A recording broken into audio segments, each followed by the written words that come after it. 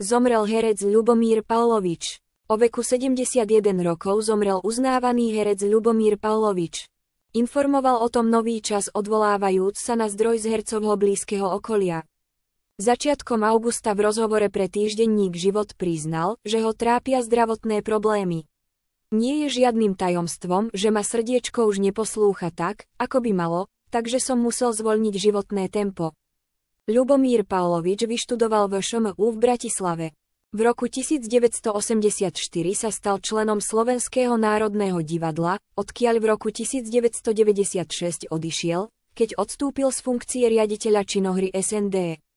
V rokoch 1997 až 1998 a 2001 až 2002 bol umeleckým šéfom i režisérom divadla Jozefa Gregora Tajovského vo Zvolene. Potom pôsobil na voľnej nohe, venoval sa divadelnej a televíznej réžii. V rokoch 2006 až 2010 zastával funkciu starostu vo svojej rodnej obci.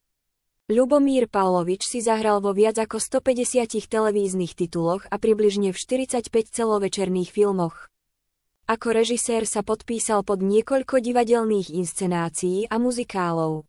Spomenúť možno snímky Noční jazdci 1981, Pásla kone na betóne 1982, Alžbetín dvor 1986, Hody 1987, Lepšie je byť bohatý a zdravý ako chudobný a chorý 1992, Kone na betóne 1995, Ženy môjho muža 2009, Pokoj v duši 2009, Nedodržaný sľub 2009, Legenda o lietajúcom Cipriánovi 2010, Mŕtvola musí zomrieť 2011, Či budíš svietlo 2019.